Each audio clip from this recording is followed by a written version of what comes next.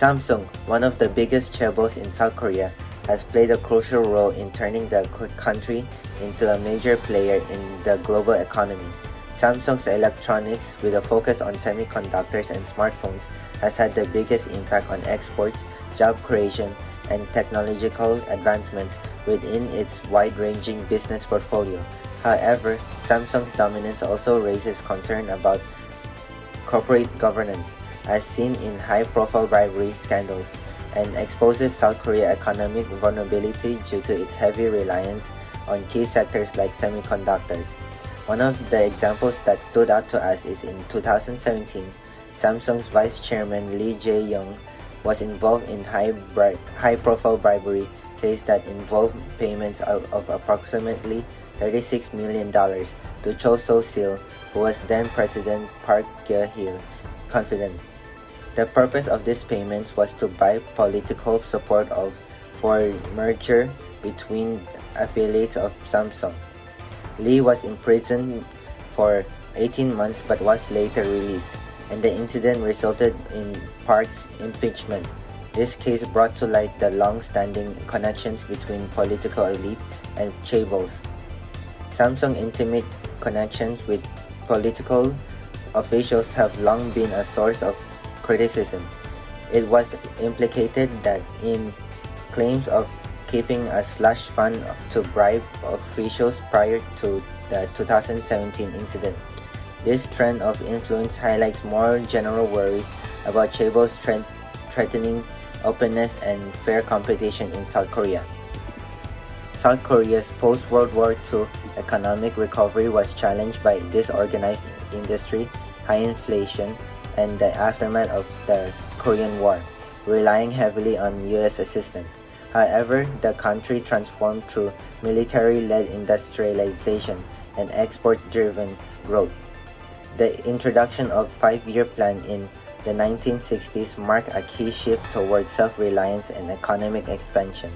Despite global inflation and instability in the early 1970s, government reforms spurred a strong recovery, laying the foundation of South Korea's rapid economic development and modernization in the following years. The period shows consistent growth, starting at 40,000 and exceeding 90,000 by 2023, despite slowdowns during the Asian and global financial crisis in 1997 and 1998, and 2008 and 2009. Growth accelerates in the early 2000s and stabilized from 2010 onwards, reflecting South Korea's transition to a developed economy with steady growth. The chart represents South Korea's trade balance from 1976 to 2023, showing a transition to deficit in the mid-1990s, likely driven by the Asian financial crisis, followed by the fluctuating trade performance.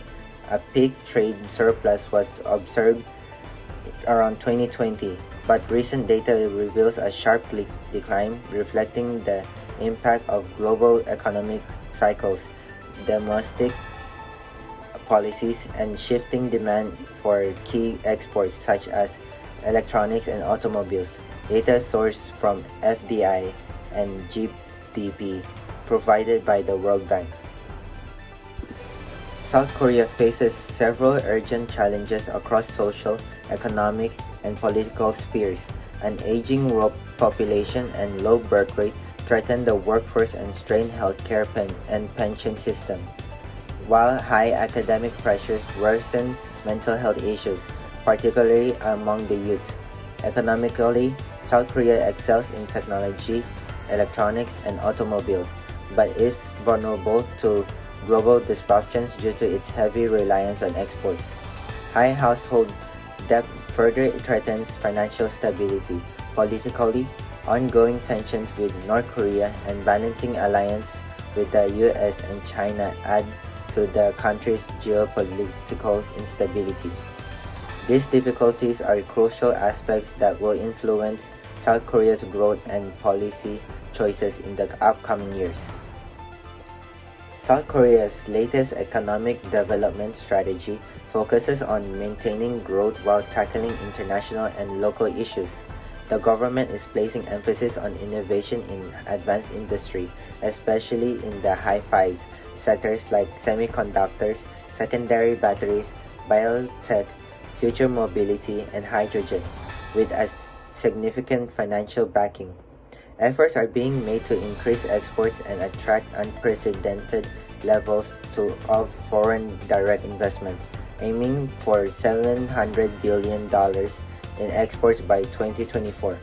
Encouraging growth and flexibility is a priority through focusing on inbound tourism and sustainable innovation. Within its borders, South Korea strives to rejuvenate local economies by investing in infrastructure, in promoting fair market competition, and offering assistance to small and medium-sized enterprises. In order to address household debt and housing issues, policies are being implemented to reduce debt to below 100% of GDP by 2027, while also increasing housing supply and stabilizing long-term fiscal conditions. This rural plan shows South Korea's commitment to enhancing economic strength, promoting innovation, and enhancing social welfare amidst changing global and domestic challenges.